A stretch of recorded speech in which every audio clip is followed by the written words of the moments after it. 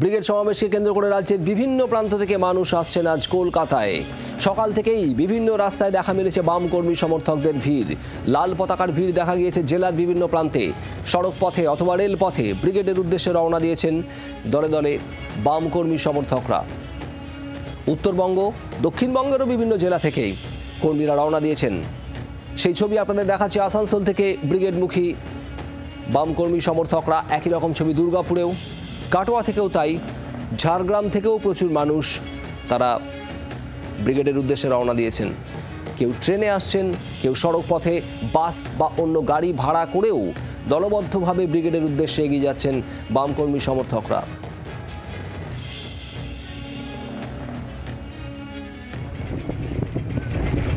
আর এবার আপনারা বসিরহাটের ছবি দেখছেন। সেখানে নদী পেরিয়ে নৌকো করে দলীয় পতাকা উড়িয়েই ব্রিগেডের উদ্দেশ্যে দলে দলে বামকর্মী সমর্থকরা। বসিরহাটের এই ছবির পাশাপাশি ব্যারাকপুরের ছবি আপনাদের দেখাচ্ছি।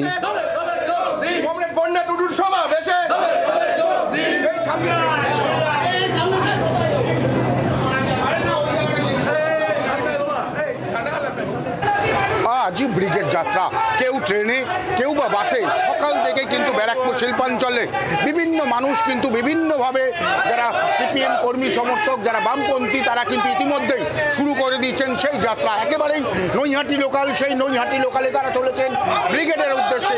কিছু মানুষ চলে গিয়েছে বাসে, কিছু মানুষ নিজস্ব গাড়িতে, কিন্তু ব্রিগেড তাদের ভরাতে হবে এমনটাই কিন্তু তাদের বক্তব্য। একটু কথা কেন আজকে ব্রিগেড? আজকে ব্রিগেড মেহনতি মানুষের স্বার্থে।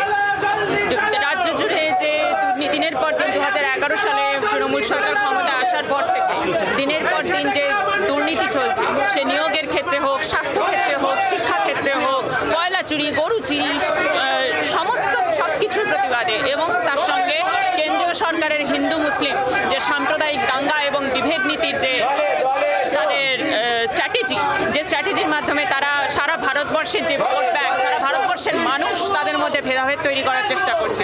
তাদের সঙ্গে অস্বাভাবিক মূল্যবৃদ্ধি, গ্যাস সিলিন্ডারের থেকে শুরু করে নিত্য প্রয়োজনীয় ওষুধের দাম, সবজি, আনাজ, সমস্ত কিছুর দাম এই যে সাংঘাতিকভাবে বৃদ্ধি পেয়েছে, সেই সব কিছুর বিরুদ্ধে আমাদের এই আজকের ব্রিগেড। তারা যেটা বলছে, একদম দৈনন্দিন জীবনে তাদের পথ চলা বা পাশাপাশি নিত্য প্রয়োজনীয় জিনিসের দাম বৃদ্ধি, কৃষকরা যে মূল্য বৃদ্ধি, এই সমস্ত কিছুর ইস্যুতেই আজকে তারা ব্রিগেডমুখী এবং ব্রিগেড তারা ভরবেই, এমনটাই কিন্তু তাদের তরফ থেকে দাবি করা হচ্ছে। নৈহাটি থেকে বরুণ সেনগুপ্ত, 24 ঘন্টা। ব্যারাকপুরের ছবি আপনারা দেখছিলেন। আর এবার দেখাবো আপনাদের শ্রীরামপুরের ছবি। হুগলির শ্রীরামপুরেও সেখানেও বিভিন্ন গাড়িতে দলীয় পতাকা টাঙিয়ে বাস গাড়ি ভাড়া করে দলে দলে কর্মী সমর্থকরা ব্রিগেডের উদ্দেশ্যে রওনা দিয়েছেন।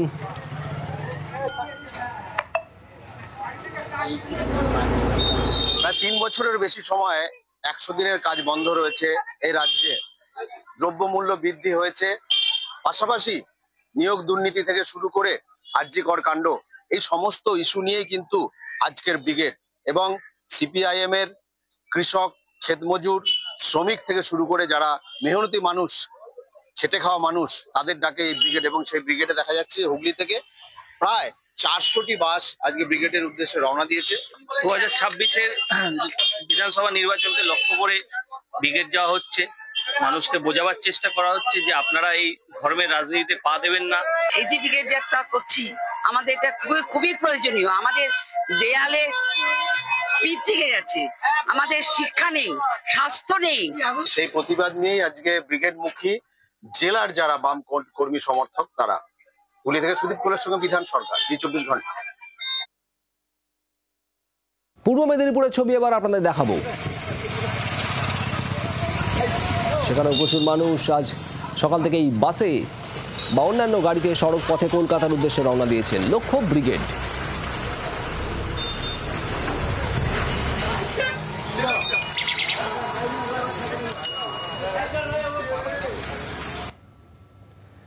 হুগলির আরামবাগের ছবি আপনারা দেখছেন। স্টেশনে একসাথে জড়ো হওয়া, দলীয় পতাকা সঙ্গে নিয়েই একাধিক দলীয় স্লোগান, আর সেই স্লোগান দিতে দিতেই ট্রেনে চেপে ব্রিগেডের উদ্দেশ্যে রওনা। জেলা জেলা থেকেই আজ এই ছবি সামনে এসেছে।